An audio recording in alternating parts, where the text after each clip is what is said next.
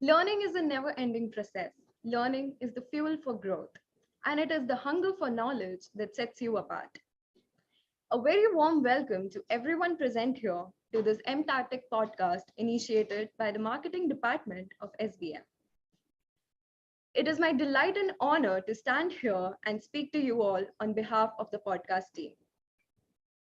To guide us for a marketing specialization, we have today with us Mr. Zishan Mohammed, CEO and co-founder of Mtactiq, who is also an BTech graduate from SRM University.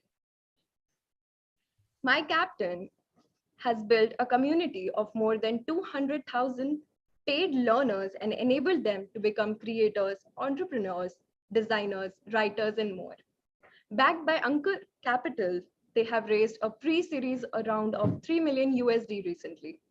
Mr. Zishan also features in the Forbes India 30 under 30 list as a special mention in education. He also inducted into BW Education under 40 under 40 list in 2020. We welcome you, sir, and we are delighted to have you. And it's my pleasure, guys. Really looking forward to this conversation. Love the kind of questions that you guys gave me last night. Was going through the curation. I think one of the most beautifully curated college events that I'm looking forward to be a part of. So happy to chat with you guys. It's by our department that we bring in the community who has all these questions and get answers from experts like you. Excellent. So, looking forward to this. It'll move forward to Shravani, who will be asking you the questions, and we can continue with the session. Thank you, sir. Awesome.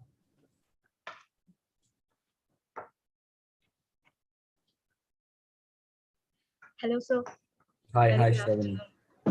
Hi. Let's start our session. So the first thing that came to our mind when we listen to your company details or yours is passion. Let's start the session with that.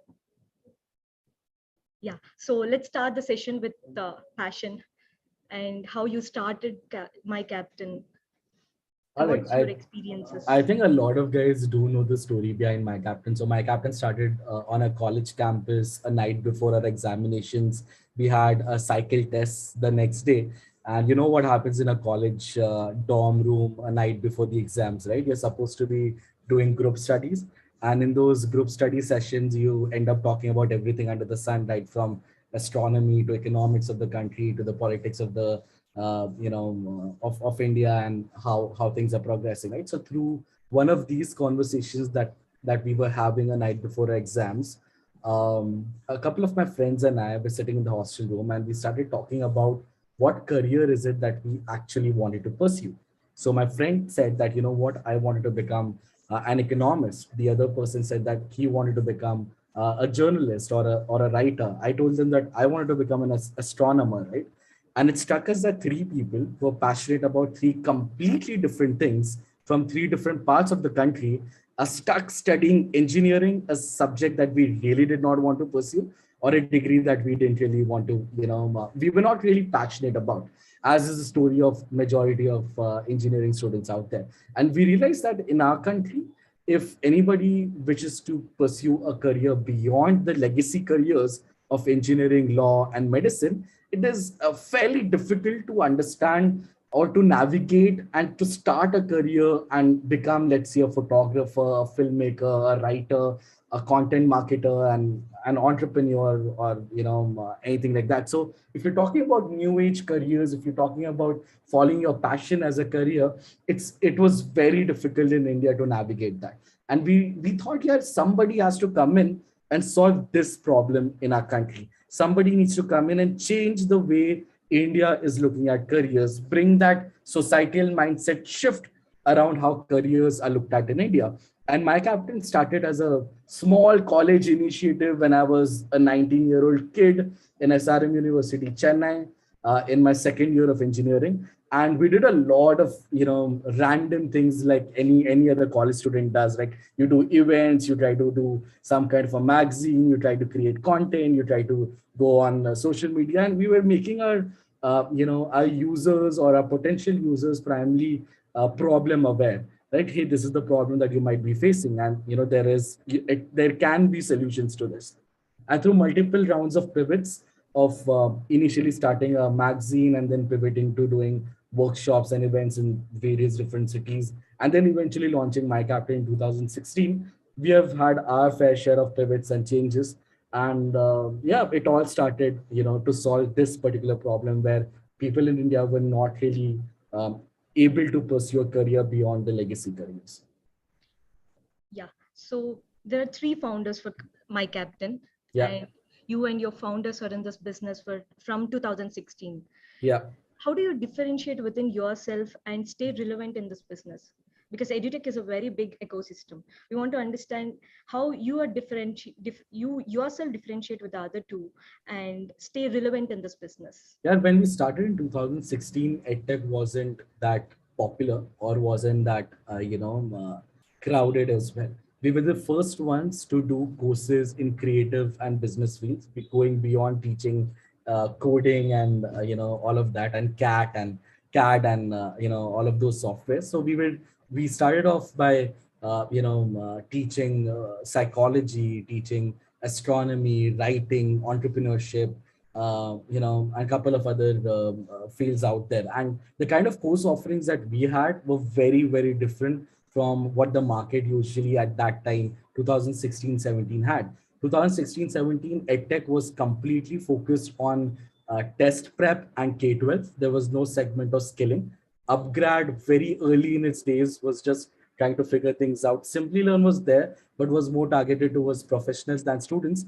And in the student marketplace, the college market, there was nobody catering to what the real needs of the students were. Students are exploratory in nature, right? They're still trying to figure out what is it that they want to be while they are pursuing, let's say, a BBA, BCom, BTech, whatever it might be. And that is what we started seeing on our platform. We saw that a user is coming and taking 4.5 courses with My Captain on an average, right? That was not limited to the stream that they were in. A digital marketer is trying to learn consumer psychology, so wants to explore psychology, wants to write great copies, so is trying to take up a content and copywriting course. And an entrepreneur is probably interested in the fintech space, so he's taking a finance and stock market course. So there was a lot of exploration that was happening on our platform. So we started pivoting My Captain to create this platform where it will be all about career discovery, exploration, and basic skilling, right? And fairly the only competition that we used to face back then was Udemy and Coursera. And Udemy and Coursera during that time and still are just MOOC platforms, right? With 5% completion rates and terribly boring courses. So it was very easy for us to, capture that market, considering that our courses were live. They were built in partnership with industries. So fairly easier for us compared to all the other edtechs who are coming into the market or came into the market during the pandemic. If you look at it, all the edtechs which came in during the pandemic, either they are not existing anymore, or if they have only if they've been able to raise funds of a Series A and beyond, which is 7 million, 10 million, and later, are they still in the market, right? Yeah. So pandemic did see thousands of edtech coming in, but you will see a lot of them not exist, and still already half of them being shut over the last 1.5 years. Yeah. So you're into technology, entrepreneurship, and passion pursuing courses. And in these three courses, we want to know what you are personally passionate about.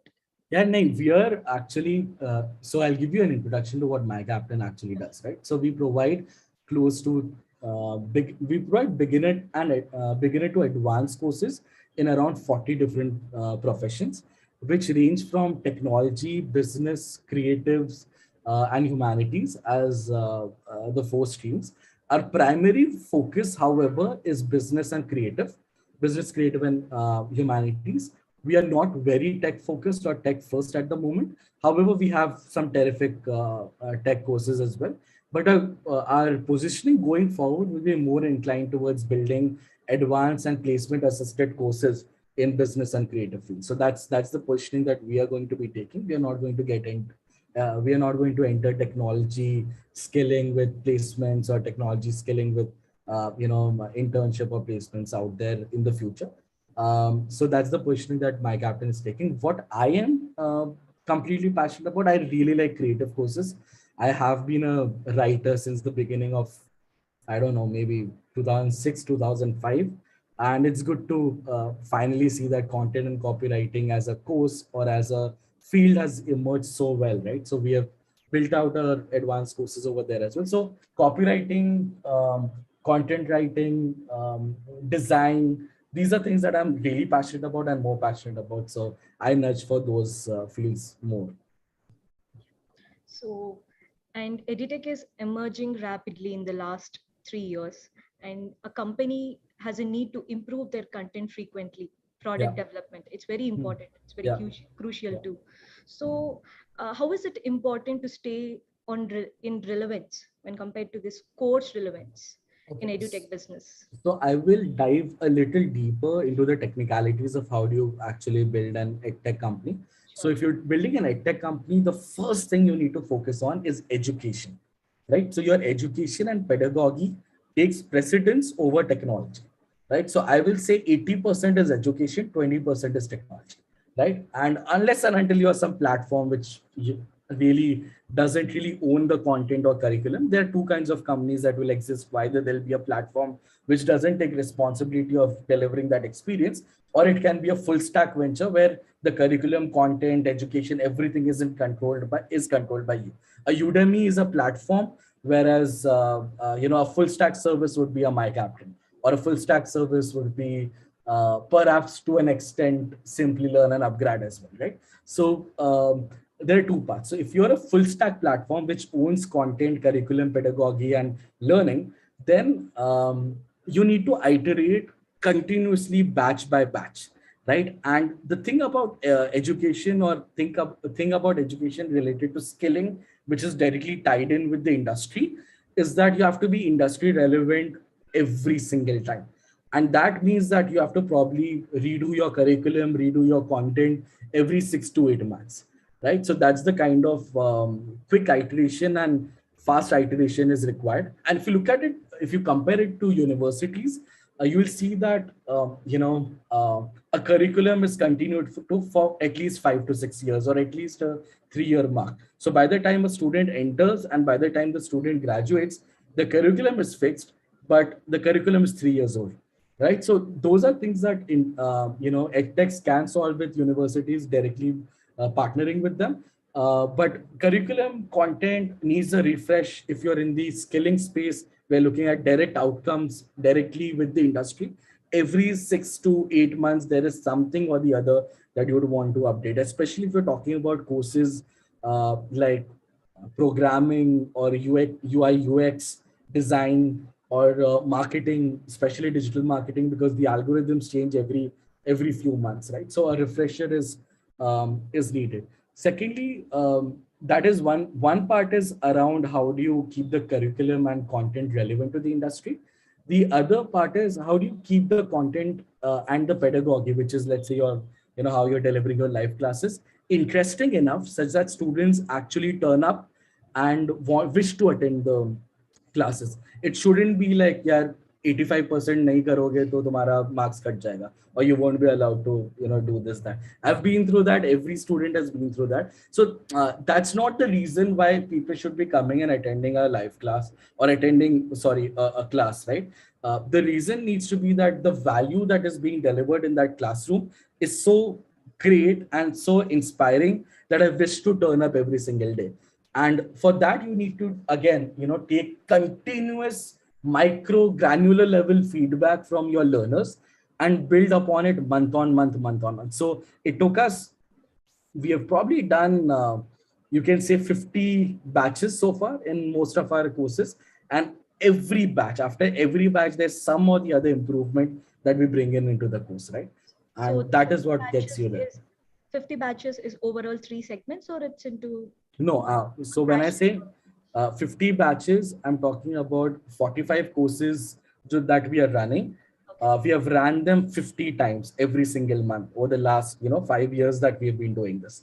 So over from there where we used to see, let's say, a 20% completion rate when we started, when we were in college, right?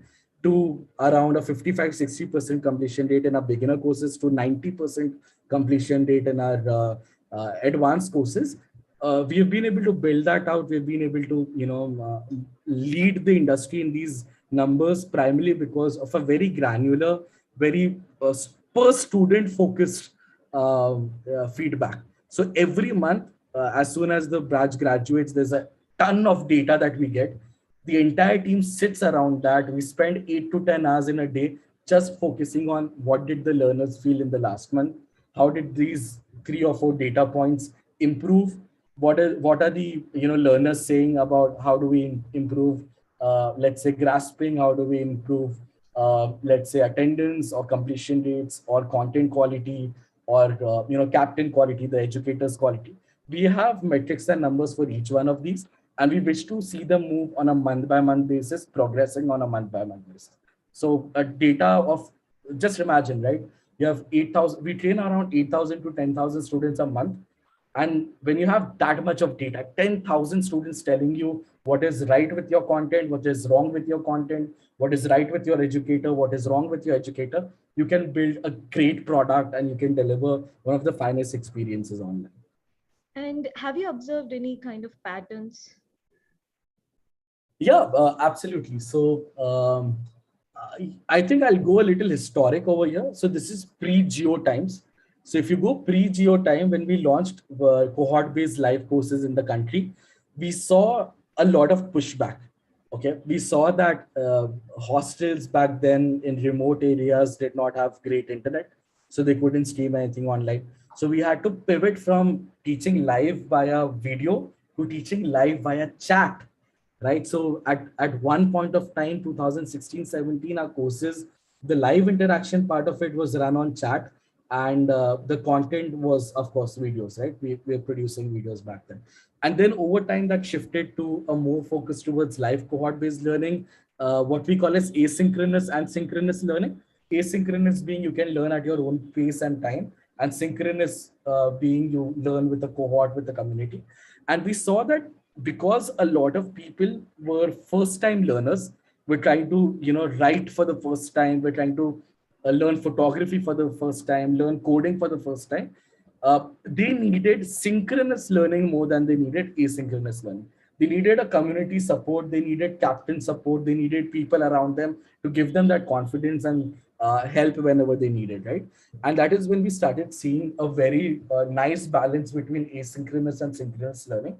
Over the last 1 year, we have seen that synchronous learning has taken more precedence, which is live classes have taken more precedence over recorded content. And we have seen a sharp decline in consumption of recorded content. People don't wish to, yeah, I think it's Yes. also on the lines, keep the Want way, comfort of physical appearance, yeah. understanding when we have some doubts. Yeah. So it has been a lot of learning, and the consumer behavior has tremendously changed every year, every 1.5 years, and you have to keep your product aligned and relatable to that. And so you are currently leading 200 plus team Yeah, at My Captain. yeah. And how do you stay motivated all the time to be driving innovation and developing this product? यार motivation का तो problem ही नहीं है. There's no problem around motivation because your purpose is clear, right? So you're very clear about why you are doing this. You're very clear of the fact that hey, you faced a problem you don't want anybody else to face, and it's fun, right? Like I've been very passionate about building something out. I've been always driven by creating something, right? And if you get to do that at a very young age of 19, 20, that you've just taken a plunge and you just took this leap of faith, into building something at that younger age. It's not about inspiration or motivation anymore. It's just your purpose to be there and to do that. And startups are fun. You fail so many times. You face thousands of 10,000 types of challenges, and to be able to build something out, to be able to figure yourself out, figure all of these challenges out, is something that excites me. And that's why motivation is not an issue, And inspiration is not an issue. we want to know, what does innovation mean to Mohammed, when it comes in my captain company or in edutech or generally, what does Yeah. innovation mean to you? Uh, there's nothing that I can say, as a fixed answer to what is innovation. I feel innovation comes through problem solving. There are problems or obstacles that people face or companies face, or something that may come up which is blocking you from reaching somewhere. Now, to overcome that particular problem with all the restraints of resources that you may have, you will come up with innovative solutions, and innovation comes from there. Right. What I feel, however, is that the best kind of innovation within the organization comes from bottom of the organization to the top rather than from top to bottom, because a person sitting in a boardroom in a plush chair in a CEO office is very far away from the reality of the ground, right? And I feel that a bottom up innovation is you need to create those spaces where people and your team feels confident and feels open to share ideas, open to share solutions, and creates and builds together. So at My Captain, what we do is every month, every couple of months, we have these hackathons, or we have these sprints, or we have some or the other internal competition running around problems that the organization may be facing, or challenges that are coming up. So a lot of innovation comes bottom up, and that's where innovation needs to come from. So, as a startup and successful entrepreneur, do you also look outwards for opportunities and to draw inspiration and continue to remain relevant in this business? Absolutely. I think I pick brains of every other edtech founder that I've heard of. I absolutely love how Masai has built their stuff. I love how Scalar Academy has done it. I love how An Academy has done it. Or the likes of Physics Wala recently, that they raised $100 million first round, right? So last 6-8 months more than before, almost every other week there's an education entrepreneur or a net tech founder that I spend time talking to and learning from and exchange notes with. So that's the beauty about the Bangalore ecosystem or the overall startup ecosystem, where everybody is collaborative, everybody is ready to help, everybody is ready to share notes, and uh, understand that I started up when I was in college, right? So I did not have any kind of work ex, Yeah. right? So while that helps in your initial days of starting up, because there's no limit to what you perceive can be achieved. After you reach a particular point of, let's say, 50 employees or 100 employees, you kind of need some kind of a work ex to imagine how the company will be at at a 500 people, 1,000 people scale. And that is where you need to talk to thousands of, sorry, I'll say, you need to talk to a lot of entrepreneurs out there to get that missing part if you're a student entrepreneur, right? So that's what I do. I try to get my knowledge that I didn't get by working somewhere through entrepreneurs who are probably more successful than, or more at a later stage than we are at right now. And I think every detail is very important to, in every stage. Yeah. And so the recent pandemic situation might have thrown open a lot of challenges, at the same time opportunities too, especially for edutech ecosystem. So what are your experiences in targeting the customers, or have you got any new opportunities? How you took the situation and worked on this? All right. So post pandemic, because of the competition that has come in, and because of the crazy amount of crowd that has come into the space, right? It's when you're talking about courses, it's not being run by companies anymore. Creators are running their own courses, influencers are running their own courses. Every random person in the country is trying to teach and trying to earn or monetize their knowledge, right? So what we see is that the customer acquisition cost across the industry has skyrocketed. It is at least 2 times, 3 times what it used to be earlier. So a lot of companies need to figure out more innovative models of acquiring customers, which keep your CAC low. And apart from that, the companies need to be able to create a very distinct, clear brand which sets you apart from the competition, such that let's say if My Captain is running a creative writing course versus, let's say, Upgrad decides to run a creative writing course, your brand needs to be carved out so beautifully that people will prefer my captain over an uptrack. So just an example, considering I run my captain, right? So creating a more distinct brand, more identifiable brand, a more distinguished brand is as important as having an innovative customer acquisition channel that keeps your cost of acquiring the customer lower compared to your competition, right? So these are two things which is going to help any edtech startup win the space that they are in, because primarily every space today in edtech is getting crowded and has multiple players out there. So yeah, it's all about how you're more efficient than your competitor. And some courses are termed as passion pursuing courses, like photography, novel writing. Do you think online can play a big role in this niche segment?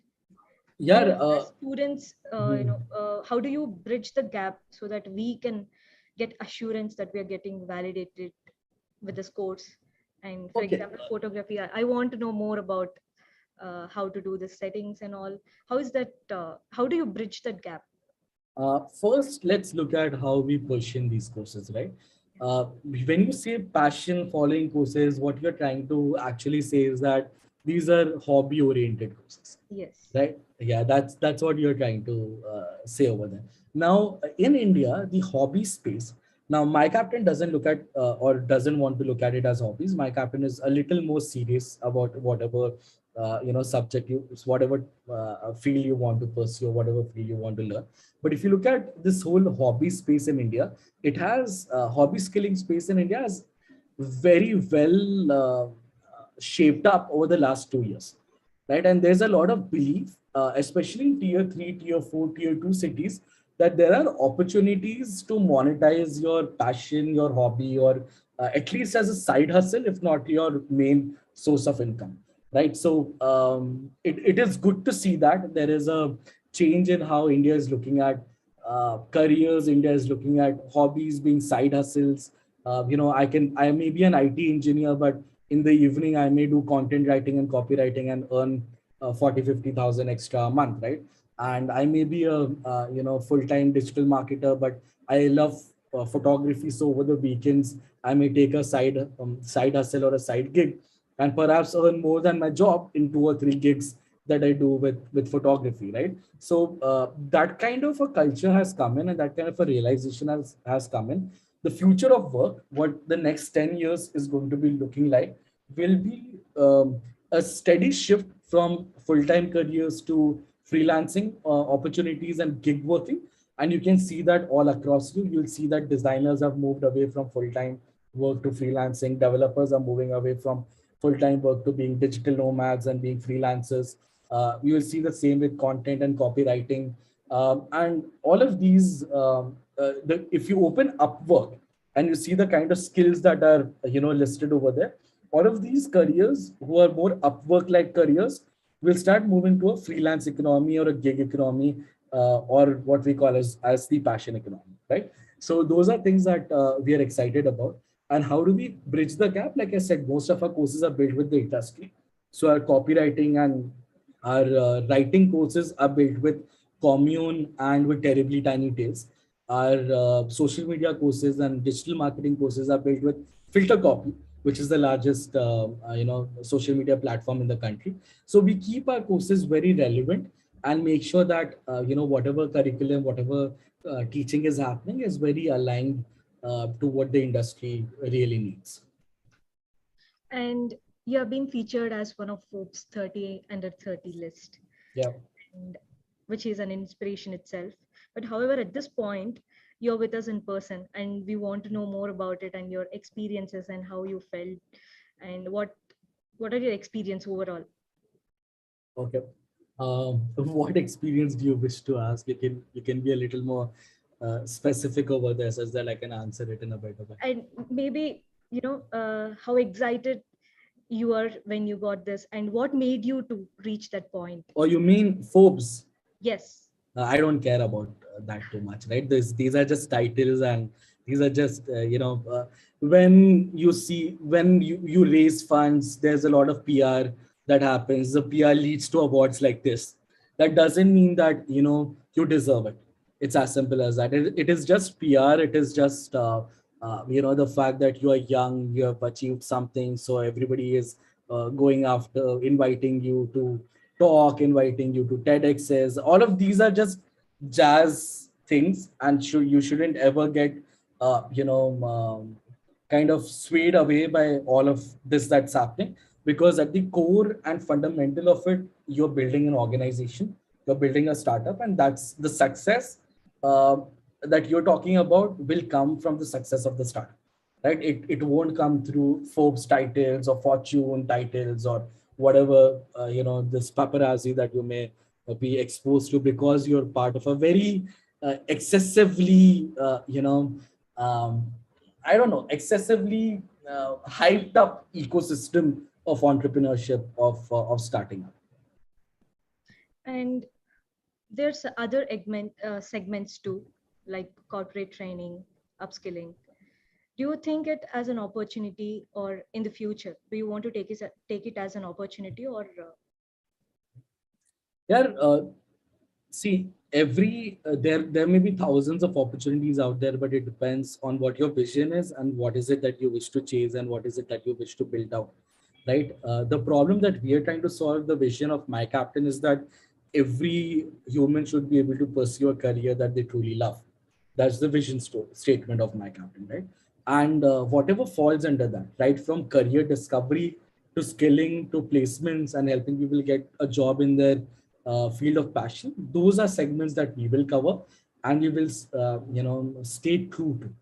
Now, what spaces come under that? Does corporate training fall under that or not? All of those things are debatable. And is there a big market opportunity lying out there? Yes, there is. But is your company, is your vision to do that? Do you feel that it's a great opportunity to capture? Does it align to your overall goal that you wish to achieve? Those are questions that you should ask first before making a blind bet on an interesting or lucrative field that you see an opportunity. and we're also interested to know how My Captain is different from your competitors. Yeah, absolutely. So, My Captain, the kind of courses that we run are very, very unique. Secondly, like I said, we build our courses with industry leaders, the top brands in that particular field of interest. Our advanced and pro courses that we are building out right now, that's the main focus of the company, come with a placement guarantee in things, in fields of your passion, like design, writing, content, so on and so forth, right? So that's how we primarily differ. And our learning pedagogy overall is, I think, one of the most experienced pedagogy so far that has been built in the edtech space. We've been building out courses for creative and business fields for the last 6 years. So we know how to deliver them. We know how to give a beautiful experience to our learners. And that's what it is. And if you had to share some of your learnings with us today, what would they be as your parting shot to us? Learnings, right? I think considering all of you guys are from Christ University, first and foremost, tremendous amount of entrepreneurs have come out of Christ, right? A lot of them. One thing I tell you guys is start as soon as possible. I believe that college is the best time to start a venture. A lot of your seniors, right, from Varun Agrawal to Anto Philip to, I think, my schoolmate, my junior from school, Mutter Media guys. I don't know if you guys know about them or not. They started a production company. They're also doing fairly well, right? All of these started off from campuses, and it's isn't it surprising that Apple, Facebook, Google, Microsoft, Dell, Aether Energy, all Oyo, all of these were started by young entrepreneurs inside their campuses, or some of them kind of dropped out. But primarily they started in campus, and once they got a traction, that is when they decided to take the leap, right? So I feel college gives you that kind of opportunity to fail so many times, to build out a great team. Just look around. Yeah? You have 25, 30,000 people on your campus. So many of them so passionate about technology. Some of them are great marketers, great public speakers, brilliant debaters, into theater. These are the best marketing guys that will get out there. You have a separate talent who's passionate about writing and designing and some other let's say finance, such that they can go out there and wish to get into venture capital. So the most brilliant team that you can make in the most easiest way will be on campus. So don't leave out this opportunity. If you have an idea, if there's a problem that you wish to solve, and build a startup around, start as soon as possible within campus, in campus, and utilize your time in campus to build, iterate, and eventually go full time with it. Thank you so much for the interview, Mohammed Season. So we'll sum up.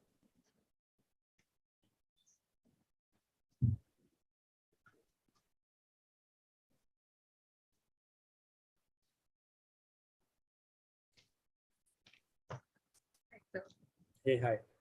Yeah, it has been such an informative session. So I believe every budding entrepreneur in Christ University and people who would be watching this live stream or watching it further, they've taken some part from your journey, like starting from being a student, a college student, and then understanding the market, understanding, identifying a problem, and wanting to solve it with the kind of passion you've shown about your business. And from going there, from starting from the scratch, going to a point wherein you understand the importance of these granular details of feedback and product development and all these things that you learn eventually over with time. absolutely. Yeah, Yeah. yeah. So definitely we all know these things, but then it's always better to listen all these things from an expert. So thank you so much for that. So it was very informative and we learned a lot. Definitely. Thank, yeah, thank you guys. Was fun talking to all of you guys, and would be happy to help out any entrepreneurs and on campus. If you guys need any kind of help, please feel free to reach out to us. We are always and always very passionate about helping student entrepreneurs. So yeah, just feel free to ping us and whatever help you guys require. Definitely, Take sir. care. Yeah, awesome. And again, formally, I would like to thank our the guidance that we got from our mentors and Dr. Rupesh sir also, who guided us in arranging this podcast. And thanks to the department also and my teammates who organized this successfully. So, and thank you for having us. So, All right, take care, guys. See you. Bye yeah. bye.